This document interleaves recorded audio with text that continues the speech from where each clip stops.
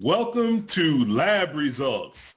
I am Marty Monegain, Vice Chair for Black Man Lab.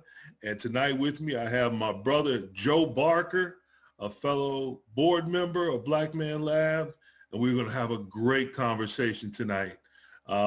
This stems from our online presence that we had with COVID causing us to go do all of this work online. But last Monday, fortunately, and God willing, going forward, we will be doing our in-person sessions again with consistency. So we didn't want to lose our online presence, so we started Lab Results. Lab Results is a more in-depth conversation with some of our guests that we've either had in the past or guests that can speak to the topic matter that we talk on Monday. Every Monday we'll have a different topic, and we'll continue that through this conversation as well. Before I go any further, I'm going to bring my brother Joe on just to say hello, and then we can move forward. Joe? Hey man, you know what? This is I'm going to advocate for this space because I know it was a great thing for us to be back in space. But for those that, do follow us and have been through following up on some of our YouTubes and just some of the different topics we've been doing for a year, first and foremost, I want to say thank you all, whether it was a few of y'all, a lot of y'all, or just one of y'all, thank you. We've had some amazing panelists. We've had some amazing and extremely powerful conversations that Marty has led and that we've been able to unpack.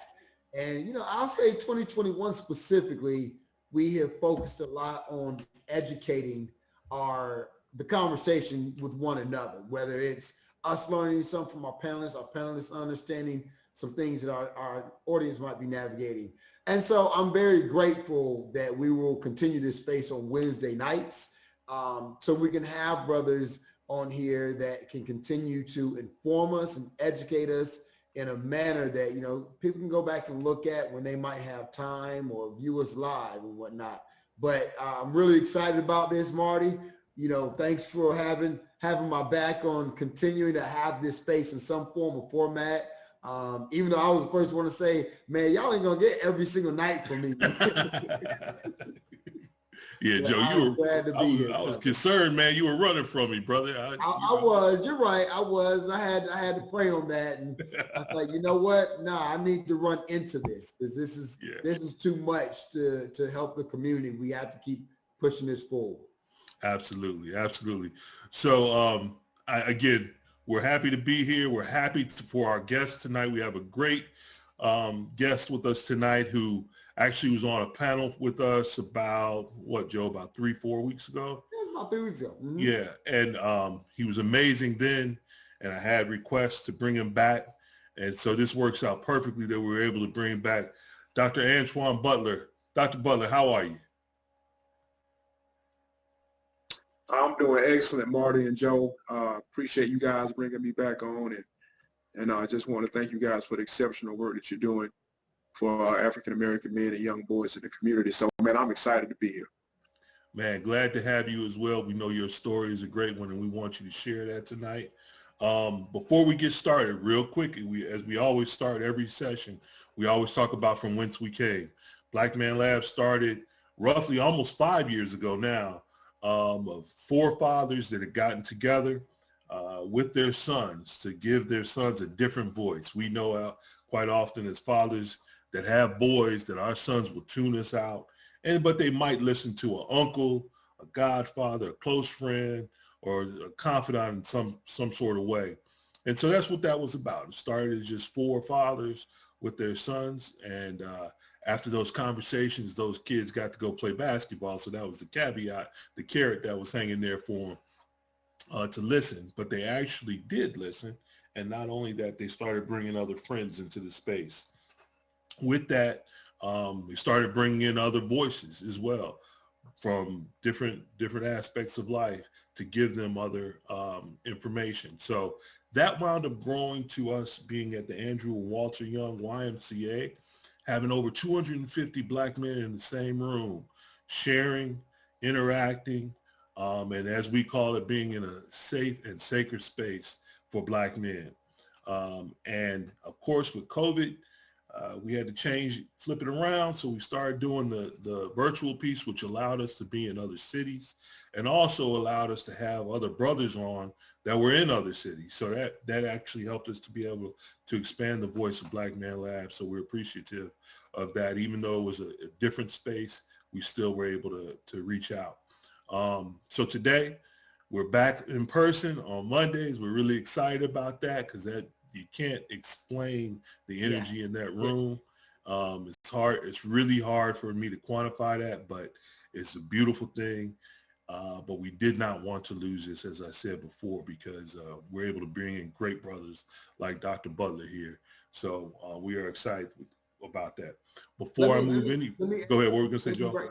One thing I want to add right quick, Marty, I just want to, as we begin to dig into the topic on Monday night, from Monday night with Dr. Butler, I just want to say Monday was raining, pouring down.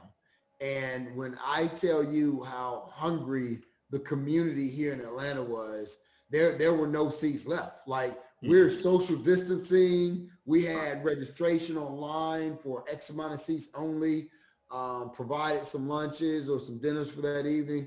And there was those seats were packed, man. And I think that says a lot. That's not me bragging. That's me saying why it's necessary that we do this, because under rain, there's people that don't go vote if it's raining, but they can in the Black Man Lab.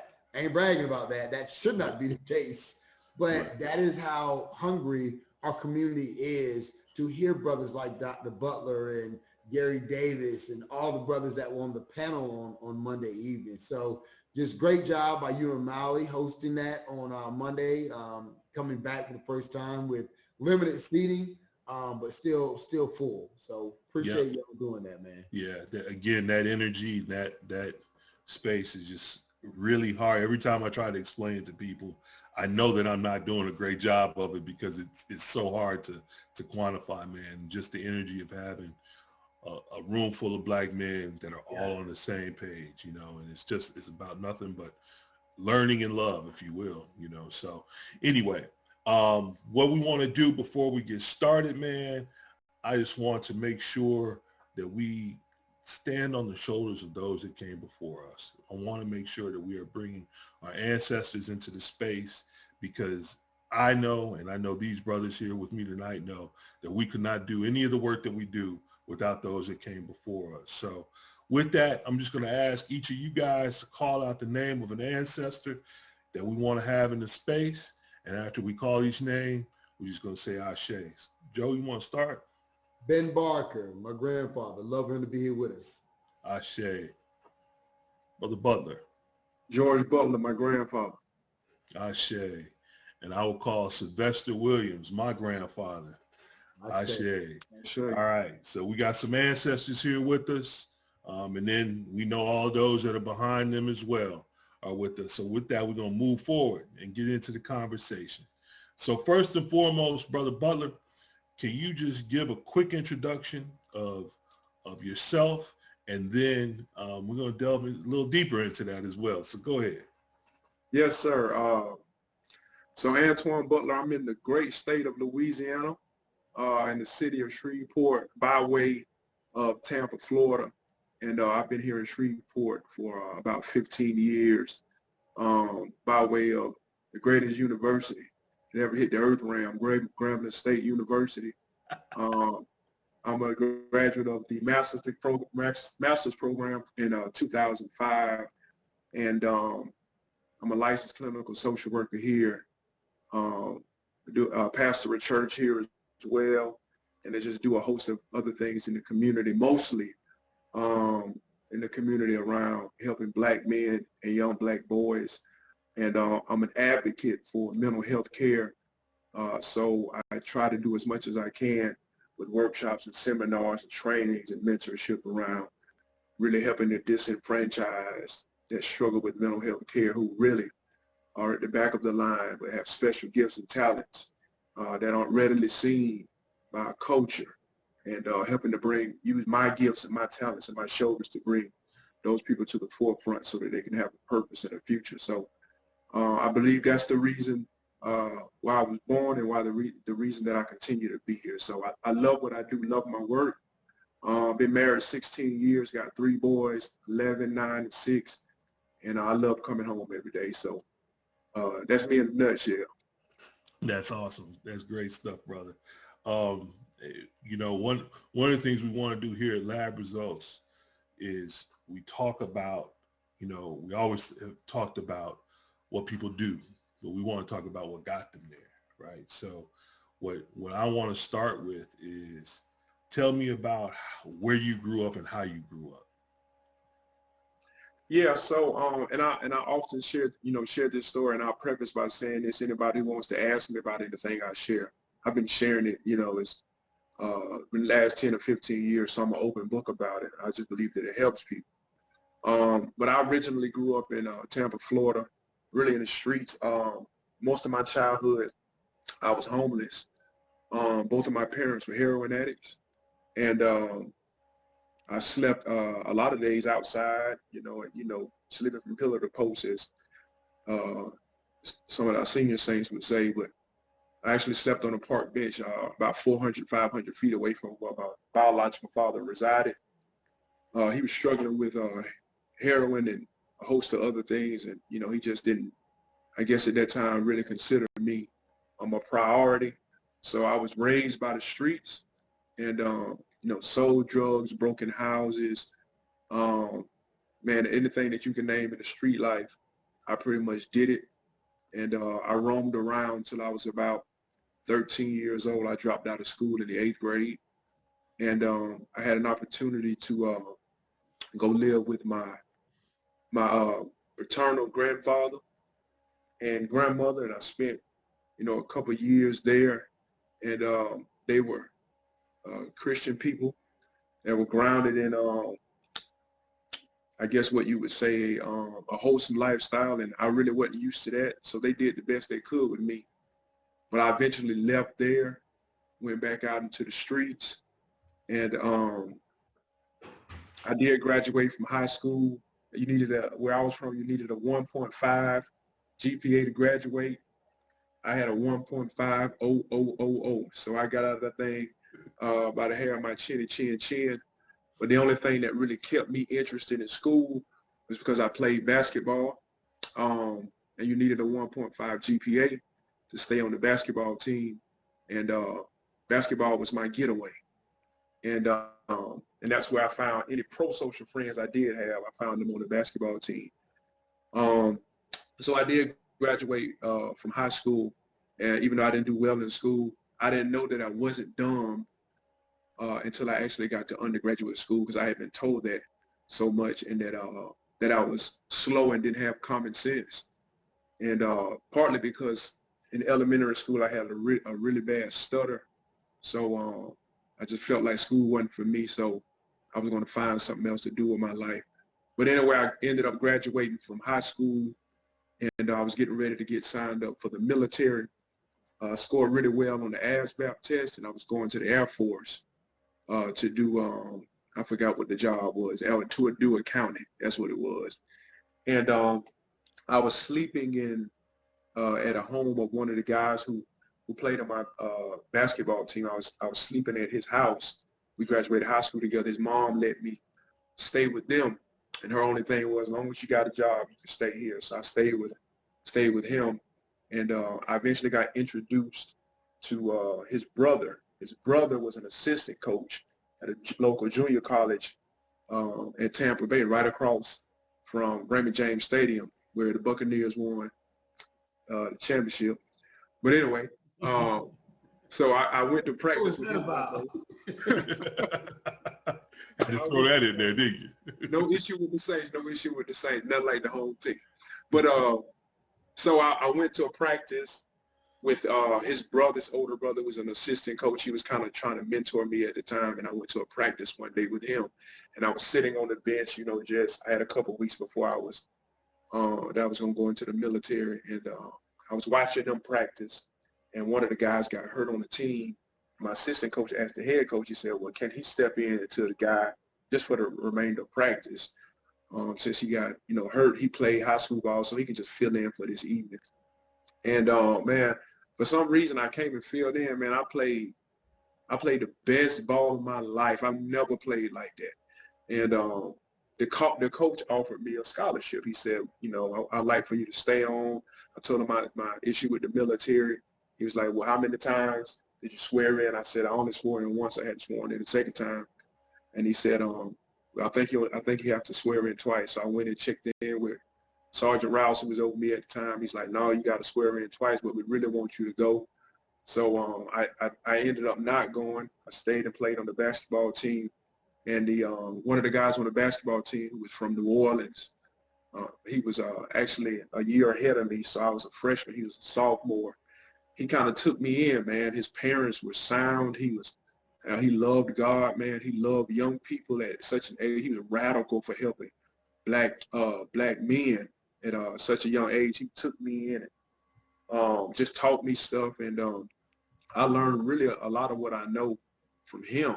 And from there, I kind of lived in different places, you know, in junior college. And eventually I ended up living with another guy on the basketball team who took me in. And that was the last person I stayed with.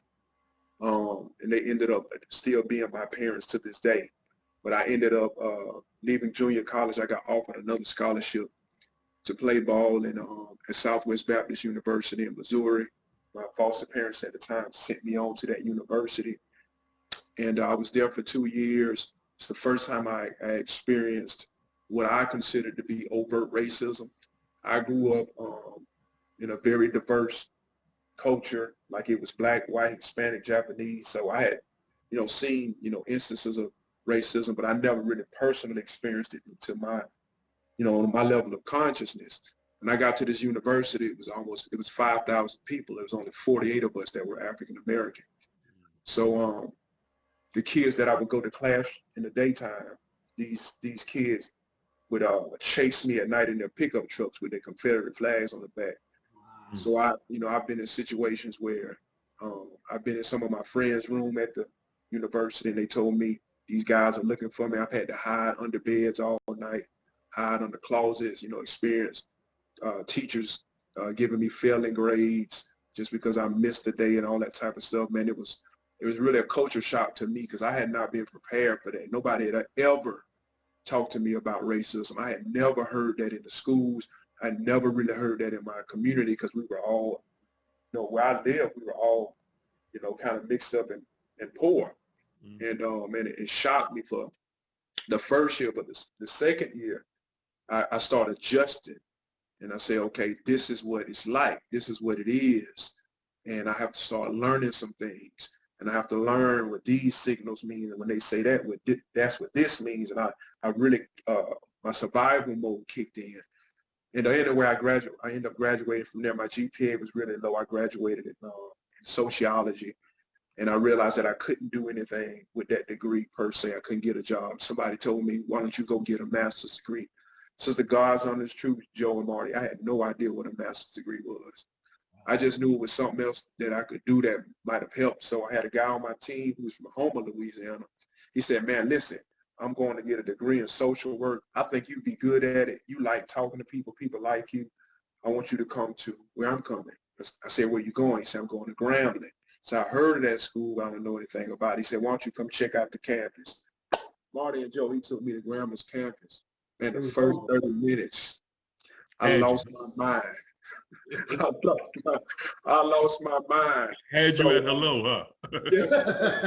I had never seen so many sisters in one place like that looked like African queens, brother, I promise you. Exactly. And so I went back to my university and, you know, I was trying to, you know, supposed to get into the program and my grades were subpar. So I just started checking all the other universities around the country to get in, and they were like, man, your grades too bad. There's no way you can even approach this university. And a lady from Grambling State University called me, and I'm getting emotional thinking about it now. A lady from Grambling State University called me, and her name was Della Wills, and she's the late great Della Wills, and she ended up being my supervisor to help me get my clinical license. And she called me and she said, I'll let you come. She said, but I'm going to bring you in on academic probation. Okay. And she said, you come here, you can't make a seat. She said, but, I heard a little of your past and I believe in you.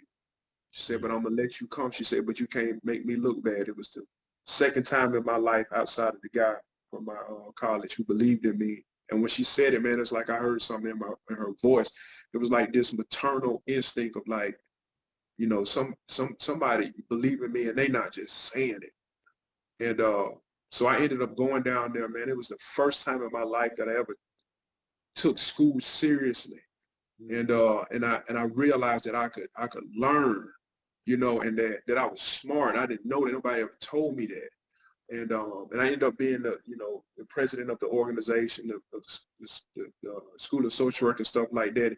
And man, when I tell you, Grambling University built me up. I mean, from the ground floor up, they helped me understand who I was and what my worth was. And they were just so supportive of me, and I had never had that before. And my professors just loved on me, and they just, they said, we count on you. We're gonna push you. We're gonna give you everything you need, and they did. And I ended up having some classmates there, and they understood, where I was with my faith and stuff. And they said, man, we know this lady who we think would be perfect for you. We know you're not dating, but we got this girl. And one of my friends took me to the registrar's office, and my wife was standing in the hallway. And she may be on here, I don't know, but she'll confirm it. When I saw her, I said, "Oh, you my wife." And I never looked back. And I've been with her ever since. And I promised the late Della Wills, I said, I remember what you did for me, and I'm going to make sure that I give back to my community what you gave to me. And I made sure that I was going to give back to young black men, young black boys who've been in my situation. We just needed one person to believe in them. I said, as long as I got breath in my body, I'm going to be there to at least somebody every day that I can be. And God has blessed me. We have I have a great men's group here that I get an opportunity to fellowship with. Do a young men's group called Flame, Future Leaders of America, Mentoring Excellence, where I teach them simplistic skills like handshakes, how to introduce yourself, how to walk, how to show confidence, the difference between, success and failure, using key words like thank you, yes, sir, no, ma'am, how to present yourself in public. So that's been a blessing. The ministry's been a blessing, and that's been my life's work. Been through a lot of hell, trauma, rape, molestation, left, abandoned, abused, at the bottom, whatever the bottom is, I've been there before. But by the grace of God, he's allowed me to be here today. So I'm grateful for every day that I give. Man, so much to unpack there, Brother Butler, man. Thank you so much for your vulnerability, man. Like, probably more important than any other thing Marty and I can ask you, I will say thank you for being vulnerable. Black men in our communities think we still have to put up this shield. I look at these posts on Instagram, and brothers that I'm close to, brothers that I rock with, they're like, yeah, I had to keep up my shield because XYZ, because these females this, these females that. And I get it, But man, thank you for showing that, man, because I'll tell you, like you, I got 3 sons, and it was a wow. I would say they were probably in their adolescent years or early teen years before I realized I need to show them what vulnerability looks like. Because if they don't see it from me, they're never going to learn it. Yes, sir. You gotta see it from daddy, So man, just so many questions I want to ask. I'm gonna let Marty, if you guys.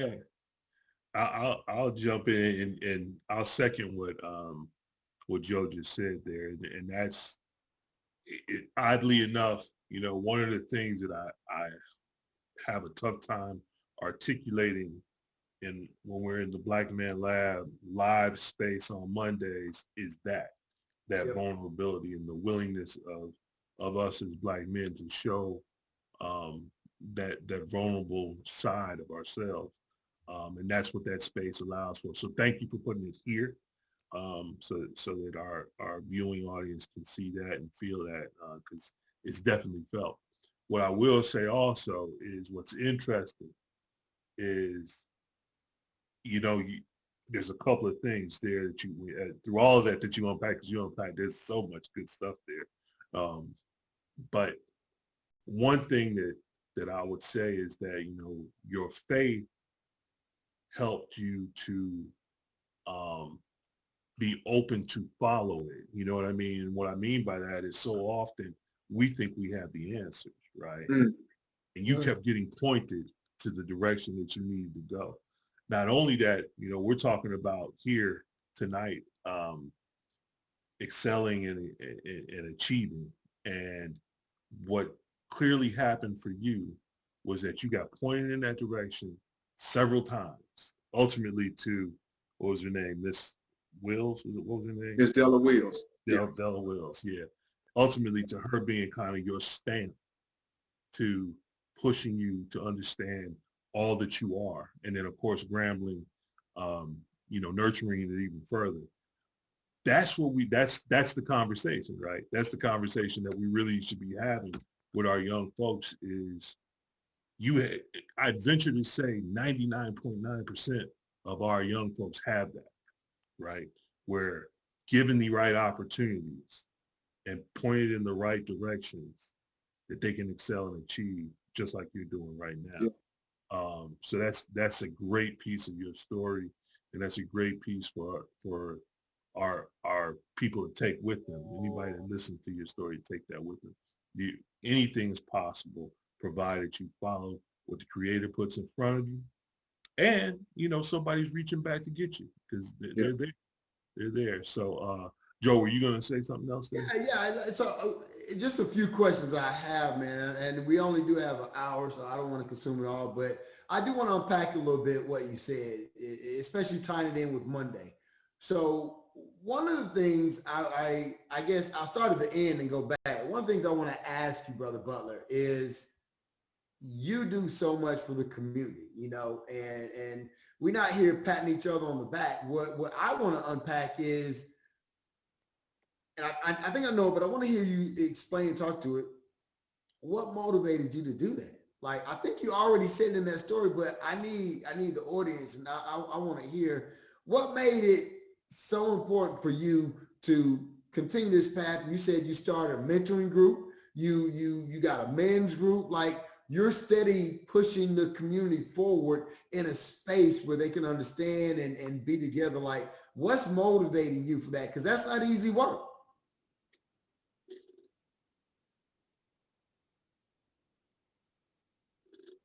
You guys hear me? Yeah. Yeah, we hear you now. Can you hear us?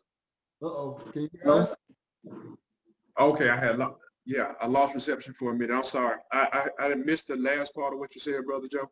So yeah, what is your motivation, man? Basically, like, you do so much for the community and you're so committed. Yep. What's your motivation behind that?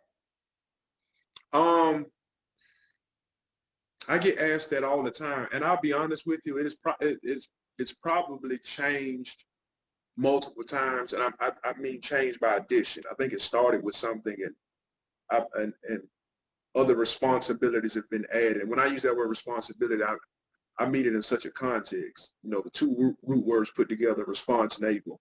I have an ability to respond. So every time I learn that I'm able to do something, and I think it's my responsibility to add it on what I believe I'm supposed to be doing. But one, I think the first motivation was just that I have a deep, heartfelt love for people. Like, I didn't put it there. I know the Creator put it there, and in particular, people that look like me. So I didn't want people hurting like I hurt, and I had an answer, or I had at least some semblance of support to be able to help out. And it started with like just one person, and then it grew. It's like, okay, this guy helped me. All right, can you help him? Okay, I'll try. Then let's help him. And then, okay, how about we help him? And then it kind of grew that way. And then it just turned into something that I just realized for me was a calling. And so primarily, I just, I really feel like I'm called to do it, and I'm responsible to it. And that's what gets me, going, and I just don't want to see people go through what I went through, and somebody can do something about it. So at the essence, I think that's what it is. Gotcha. That makes a lot of sense. Your faith, your discernment. So you gotta, as we get into the rituals, disciplines and practice, I know you're probably get into it, but there's gotta be some probably prayer life or something in there where you're discerning that, because you got to develop your conscience, right? Yeah. To be at a point where you're recognizing that that's what you're supposed to be doing. Like, yeah. And I don't want to shoot the gun on it if you talk about it, what your format of doing that is, but how do you get to that level of discernment? Yeah. No, I think, Joe, I think you said it, man. I think it really is prayer. And for me being, feel like I'm being led by God to certain people, certain groups. Like, I don't take all invitations. I don't help all people. People who know me know I got a saying. I might not be able to help you, but I can get you some help. So I might not be the person for the job, but for those I feel a call and a sense of responsibility to, you're going to get 100% of me. And I do think that emanates from my faith. And I just think that also emanates from my love of humanity, love for our people. And I don't need any external motivations for that. Yeah. It's not about me getting paid or me getting influence or getting a stage. It truly is just a sense of, okay, like, that's the guy, that's the kid, that's him. And I can feel that. I feel a metaphysical divine sense of direction. Go do that. And, that keeps me churning and going. The supernatural, right? Yes, sir. Yes, sir. I had said this recently that, when you start to believe in the supernatural things happen to you. I'm gonna steal that, Marty. Yeah, you can have it because it's real, right? Yeah, absolutely. We so often we make or we try to make logic out of what we think is right all the time without just saying that's something that's divine presence, right? Yeah. And being able to follow it, So, man, one of the questions that we had on Monday, young fella had asked about what he was struggling with was his groups of friends trying to kind of holding him back and worrying about trying to excel and do things that he wants to do and then losing those people. Can you speak to that a little bit and what your thoughts are around it for a young person that might have questions about that? Yeah. So, first I want to say, because I get, parents all the time who bring their kids to me and they'll say, Mr. Butler, he doesn't need to, care about what his friends think. And, he needs to be more headstrong than that and not be led in this, in a bad direction. I want to just say this, socially, kids care about what other kids think. Like, their social life is super important to them. And I am always thrown off by the kid, especially the younger they are, the kid that says, I don't need friends. Like, I don't want to hang around anybody. I don't care what other people think. That's not quote unquote normal. Like, we're social. In particular, we're talking about African Americans. We're communal. So right. We're always balancing and bouncing off who we are off of another. In particular, kids do it inside of their peer group. So it's the family who has the most influence, and outside of their family, it's their peer group, right? Who really drive where they are. That's why kids join gangs if there's not a strong relationship with their parents. So I think it's important to me to really teach kids what consequences are for the decisions that they make.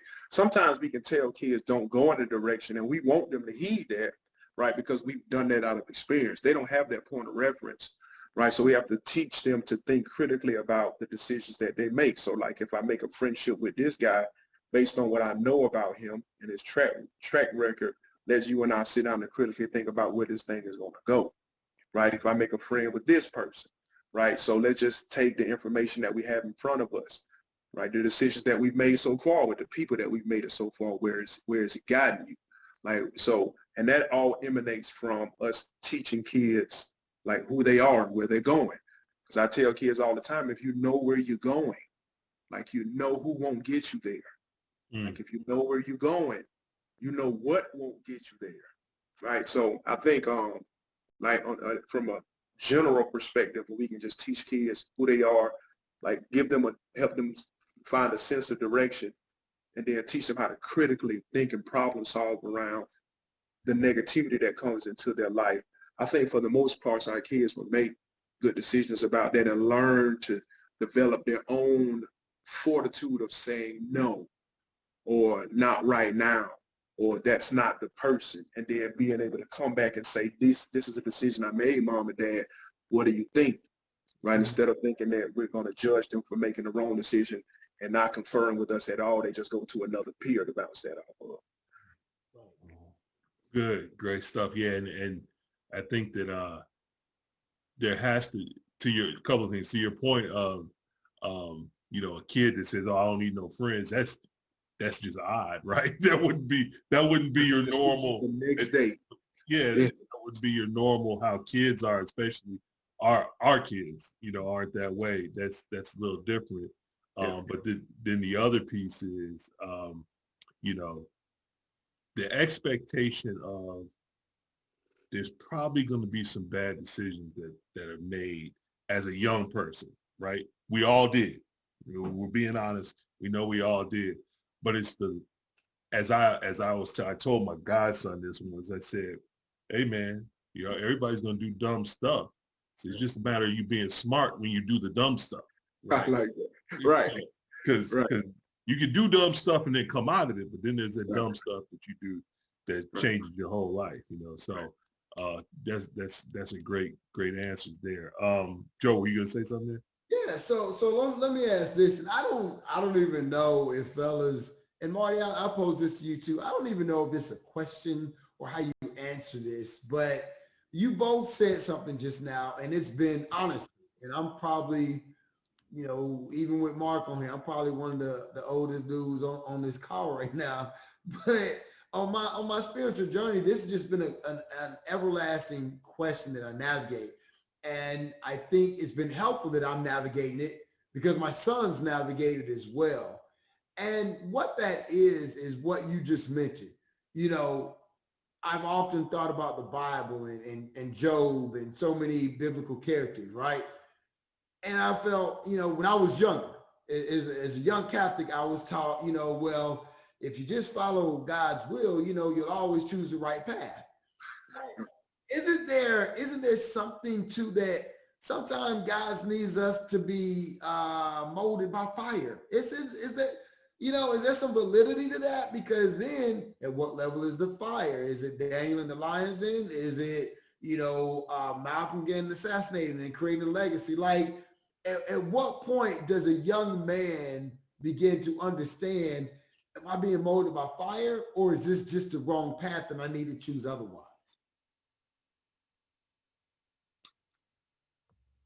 I'll answer that, and then I let you go, Marty. And that's I don't want to pretend to have a solid answer for that, because I think that's even a question adults struggle with, and absolutely, and even theologians struggle with.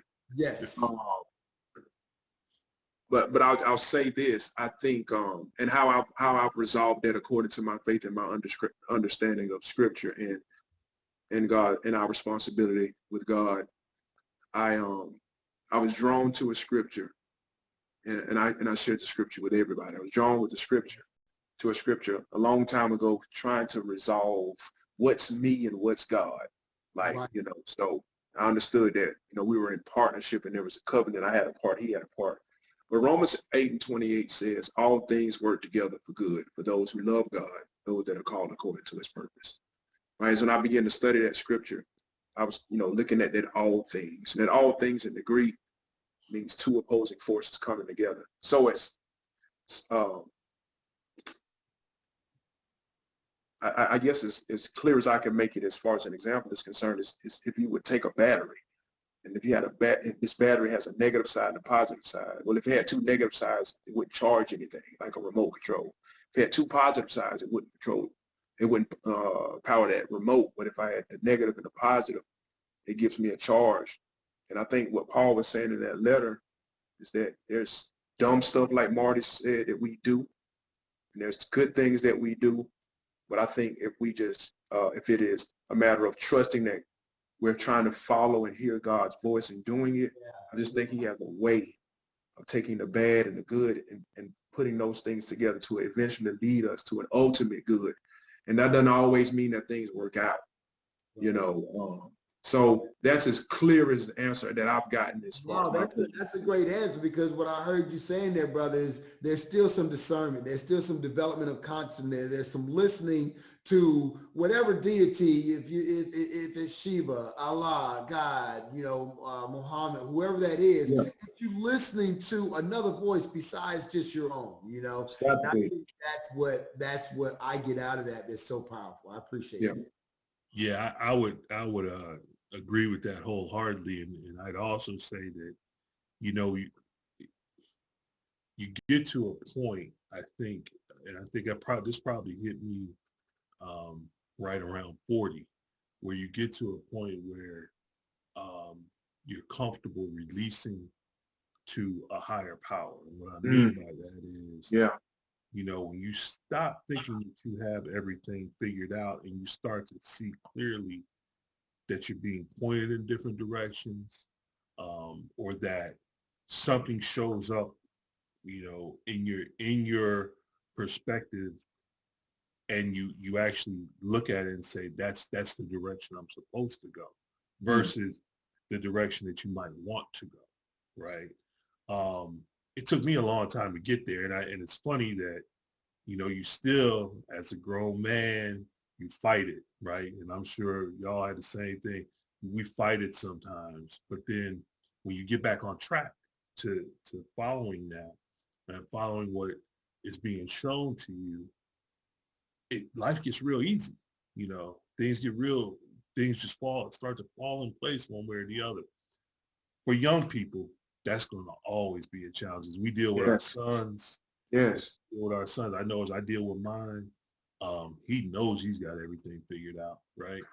So all I can do is release it, right? Now all I can do is release it with the hope that when he stumbles, because he's going to, when he stumbles, that one, he'll be willing to have a conversation with me, or, you know, another brother like myself, and then have a level of understanding. Maybe I don't have everything figured out, you know, and then that can guide him eventually to get to that point. Like I said, it took me till 40 to get there. But I think that's to Dr. Butler's point, you know, you gotta, I think to a degree, let those two forces happen. And sometimes there's going to be a lot of negativity there. And be prayerful that it doesn't turn out to be something that somebody falls completely on their face, and, you know, it's something that they can't recover from. But you know, that level of discernment, it takes a good while for us to get there. That's for sure. You know. And I appreciate that honesty, Marty. And I think for me, is our sons listening on this, or is our sons listening to us, and as other young men engage with each of us in this space, I think what I've heard you all say, between being vulnerable, listening to that voice, discerning, there's a really deep level of thought and something bigger than yourself that I can tell we put into those who we talk to. And I appreciate that. I appreciate that, because I think too often, you know, some of these young brothers feel that everything is on their shoulders. You know, I talked to a brother in Gary's class, Next Level, who said, since I was 11, I had to do X, Y, Z for my mom. And on one hand, I'm like, I get that. But on the other hand, I'm like, did you like, did you actually have to be the one at 11? I struggle with that, but not having come from that background, I can't debate it. But that was his decision. That was his discernment, right? That this is what I had to do for my mom. And he's struggling. He's about 18 now, still struggling through a certain path, but that's how his journey started. That, you know, he had to make that decision and got in the game so that mom could be taken care of, because nobody else was there. It's just tough to hear those kind of things and that level of discernment and say, was he wrong? Was he? know, you know. You know what I'll tell you though, Joe, is when I hear stories like that of a young brother, you know, you said how old? 11? He was 11. So, and I know people like this. I know I grew up around people like that. Antwan can relate. I know he feels me. Sure.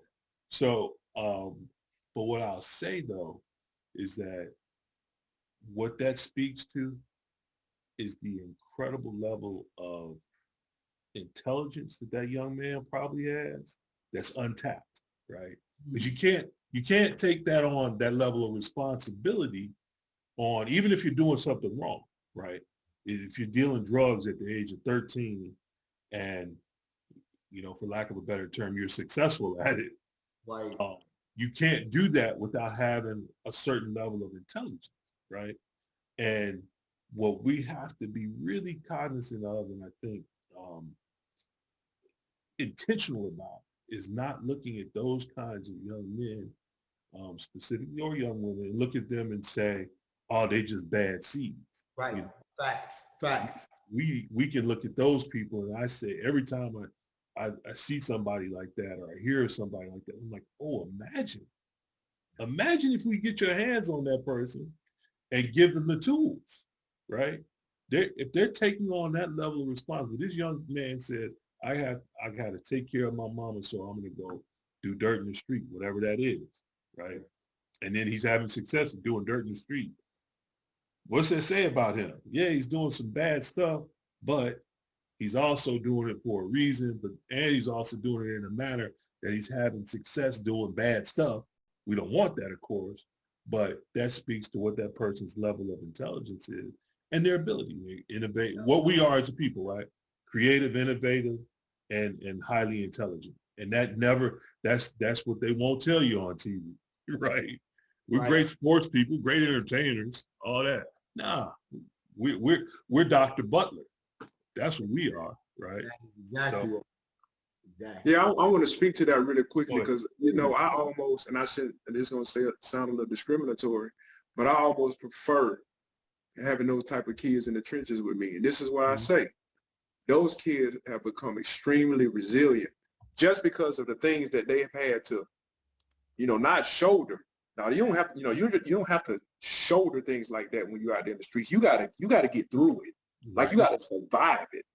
Like so I know what that's like. So when you survive there and still have your mind together, that lets me know I don't need your story. I don't need a piece of paper. I don't need third-party information. I don't need a psychiatrist information. I don't even need your mom to if you standing in front of me and I know what you just came, I already know what's in you. Yeah. So, you know, let's get to work. Let's start there. You know, and I agree, Marty, people don't talk about that part because we come from this diagnostic model, this medical model. What's the problem? What's the issue? You know, these kids got some strengths. And I know if you've gotten that far and you're standing in front of me, brother, I know what you got in you. Yeah. And that speaks to us if you think of Black people, especially here in America, in our history, right?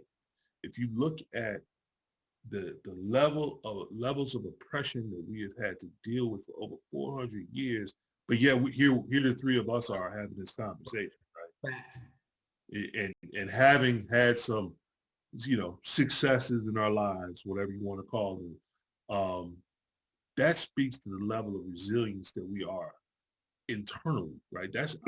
I'm a firm believer, and I'm no scientist or anything like that, but I'm a firm believer that that's our genetic makeup, you know, through evolution that we've had. That's what got us here, right?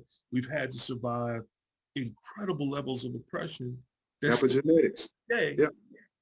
So you look at a kid who's dealing with a level of oppression, you know, in the streets or whatever you want to call it. He has all this in him to survive, and not only survive but create, innovate, and be great if given the opportunity. You know, and the one thing I'll add to that's important because I don't want anybody that might listen in on this or look at it later. One thing that's important to that is what you said, Dr. Butler. The three of us, the Attorney Davises, the brothers of NABSW, somebody got to be there for that brother. Mm, He's that's telling right. his story, somebody got to be in front of him. Like you said, I ain't got no questions. Come with me. I got something for you. Yep. Somebody has to be standing in front of that brother. And brothers, that's what we're here for. That's what we do. We got to stand up and be standing in and be like, I got you. Let's get to work. Because they're looking. They're looking for us. Know that. Yeah, they might not even know that they're looking for us. They mostly don't. You know, they don't. But when they find us, when they find somebody that puts hands on them, you know, in a good way, then what do we see? You know, and I'm sure Dr. Butler has seen a ton of kids take off. But and I want to do this real quick, Doc. Give us a little bit about your organization, what exactly you all do, so that you know we can talk about that a little bit as well. Yeah, so I started a men's group, I think about 2 years ago, and actually it was in person. I heard you all talking earlier about your transition, made me think about us. It started in person from me and another gentleman that I knew, just wanted to reach out to men. And it grew, and then the pandemic hit, and I took it online, and it like tripled when we got online. And so I've been vacillating back and forth, trying to get into person. I tried it one time in person, and it wasn't as successful as I wanted to be because everybody was still online, so we're still working on that. So, but it really is to that group is to really tap the heart of men and help them, find their purpose, right, and help to. I think my vulnerability helps guys to open up what's hurting them, and give them an opportunity to do it in a group setting, and we just heal each other, right? So I do that once a month. We meet every first Saturday, and I actually work from a plan. It's called a 3P man plan that I actually got from a young black brother. He's a lawyer, I think. He just passed his exam. He think he's like 24, 25. He got this plan around manhood, which is around productivity, protection, and producing, right? There's a strategic thing that we do. We got an assessment scale that we use in all of that. So we measure ourselves by that scale and talk about things that we can learn for our families, for our communities, and giving back and stuff like that. So we do that once a month.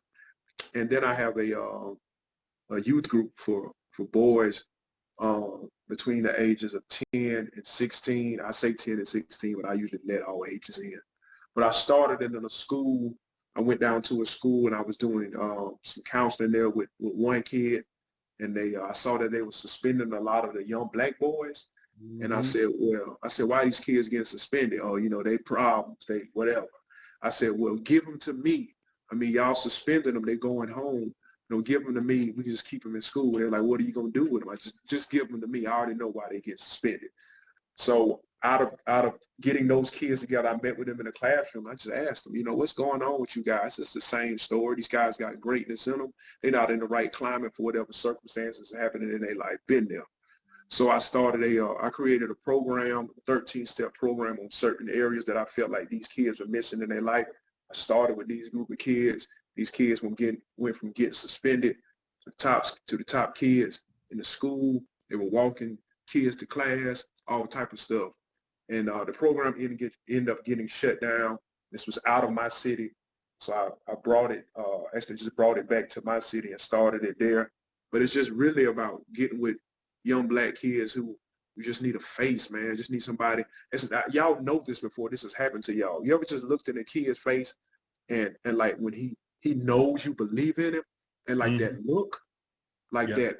When I get that, when we see that, then it's on. And so we just helping these kids get these skills that they're going to need for life. And then really the preparation that I felt like I didn't get around being a black man in America. We talk, we have conversations. I ease it in, you got to be careful. But we do that once a month as well. So, nice. So I want to see, Doc, if that program that the young fella got for you, is that something you can share with us? Absolutely. Okay, that's great. That's one thing. Absolutely. But the other thing is, we're going to be moving Black Man Lab around the country. This should have happened already, but of course the pandemic and we're going to be looking for brothers to be our voices in different places. So I'm just giving you a heads up. I got you locked in, and I'm going to call on you because please do. You speak too much to what we do, and we need right-minded folks to help us to change the paradigm of what our communities are looking like. And we know unequivocally that if our Black men are in a better place at a young age, then our communities are in a much better place. Yeah. We're definitely going to do that. Absolutely. We are already up against the clock. I knew this was going to happen, Joe. And I knew especially with this brother, this is going to happen. But what we want to make sure that we do is a couple of things. Number one, we want to get your habits, rituals, and disciplines that you do on a daily basis that keep you moving forward. We know that the habits, rituals, and disciplines are super important for our young people to start to put into their life and help them to move in the right direction. Hopefully, when we do that, we get one or two things that people pick up on and they want to utilize. So what are yours? What are you doing as far as so I think probably primarily just, like I'm a man of prayer, so my prayer life is important to me. And I even get online every day at 6 a.m. my time, and I pray online for people and stuff like that. So prayer is just a big thing for me. It was my rock when I was suicidal most of my teenage years. So, I get my source of strength from there. Mm-hmm. So I do that every day and a couple times a day sometimes. Like I was really sloppy with my time growing up, so I didn't have a sense of time. And, I met a couple of people that mentored me and showed me all the time that I was wasting. So I've learned to schedule my time so I don't do anything that's not on the schedule. So, my time is scheduled from 5 a.m. to 11 p.m. every day. So I just think, when you know where you're going, you know how much time it's going to take you to get there. So scheduling your time is just important, as much of it as you can. And then every day I try to do something to be a blessing to somebody else. Like if it's just picking up the phone to call them, sending them a text message, a tweet, gifting them. I want to do that every day just to show that sense of gratitude. So that's a ritual for me. And for me, man, I just think the creator is in the people business. So I'm always wanting to be about people. And there's enough people around us that are hurting that need something that we have. It may just be a kind word, a smile, a hug, or maybe it's some of your resources.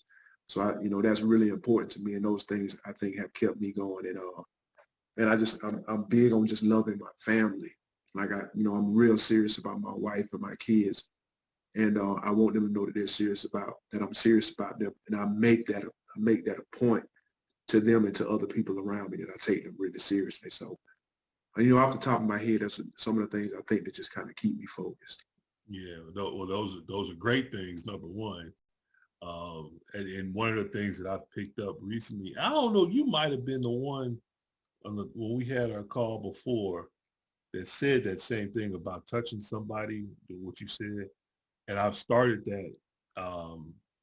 That I try to do every day. I make sure that I'm calling somebody who I don't normally talk to, and just reach out.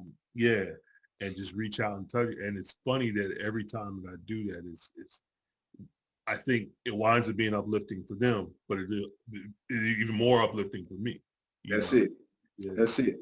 That's a good one there. I think people can take to. That is actually a clinically proven cure for mild depression. Is that right? Doing something significant, but when you feel down, go do something significant for somebody. I love it. Joe, what about you, man? Oh, yeah, I didn't know we was going around the horn. I'm just going to you. I'm not going to say mine. I just wanted you, you were sitting there. Marty. I saw you in deep thought, brother. I saw you in deep thought, so, No, I appreciate everything that he's saying, but no, mine are pretty simple, man. I get up each morning, I meditate. I'm from from learning from Brother Palm. I'm a Buddhist Catholic, so I wake up morning meditating, man. I just thank the universe for everything that it's given us, all the opportunities we have to serve others. Just gratitude. I just ask the universe, how can I serve you today? What is it you need me to do today? And I start every morning with that. That's one of my rituals. And then prayer in the evening. I end it with, like I said, I'm Catholic, so I end it with God and just thanking him. Again, starting and ending with gratitude. I don't know. Gratitude is like just really, really big with me because I think you can just about accomplish anything with gratitude. People will see through your authentic self when you're truly, genuinely grateful for things. And then working out. I walk 5 to 7 miles a day, and my 19-year-old son got me working out with him. So I don't know if I got bigger, this shirt just got tighter. I don't know what's going on, but I'm probably not going to be able to wear this shirt again. So, you're over there wearing a medium. I'm wearing a medium for sure. But no, it's been great working out with my son. That's one of the just benefits of doing the right thing and just trying to, better yourself, improve yourself. Is who knew at 19 years old, that's when me and my youngest son would grow tighter than we probably had been since he was 6, just working out together every day. So yeah, that's kind of what I do. That's beautiful, man. That's beautiful. And that gratitude piece that you talk about, man, I literally now every morning when I wake up, and I think it's COVID might have helped this, but every morning when I wake up, I say thank you, literally out loud. I'm just like, I open my eyes, and as groggy as I might be, I'm like, thank you. I'm here. And then all the things that you're grateful for, and I'll repeat those out loud, just say what I'm grateful for, because some folks ain't got it. Some folks don't have everything that we have. So that, and then that I've been back on my grind of being in yoga every day in the hot yoga box. Okay. Love me some yoga. Yeah, I went today, and I when I left out of there, the lady that is at the front, when I walked by, she said, "Have a great day, sir." And I said, "Yeah." I said, "I'll be quite honest, that wasn't the best I had to give today."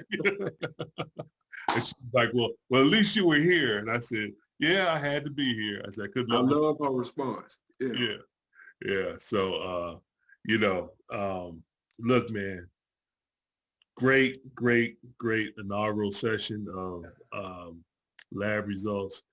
Dr. Butler, can't thank you enough, man. Thank you so much. We want you in this space, brother. We want you to, stay connected to Black Man Lab. And I'll be reaching out to you if you are ever in Atlanta on a Monday. Ooh. You have to be in the space. Man, I'm coming. I was just telling somebody the other day, it's a shame. I've been all over the United States. I've never been to Atlanta. Oh, brother. I'm coming. Black man, you gotta be here, brother. You gotta be here. So just let me know. Let Joe and myself know when you're coming, and we'll make sure that you are in the space, and we would love to have you, bro. So thank you again. Truly appreciate it. And you know what? Since it's just us three, but we're still gonna do it, man. We're still gonna do it, Joe.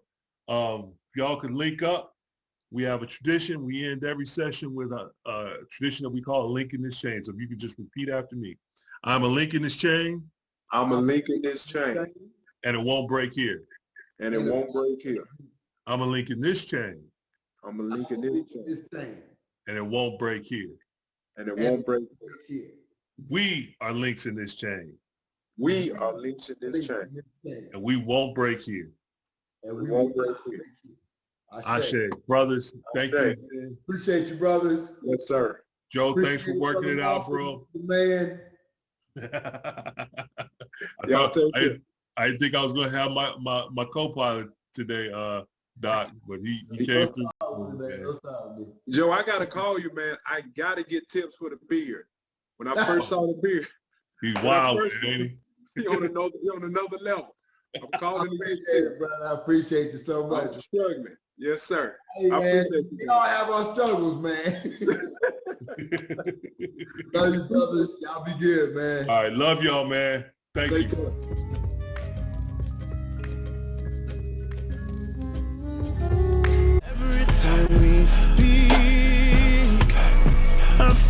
this melody telling me my black dreams are safe.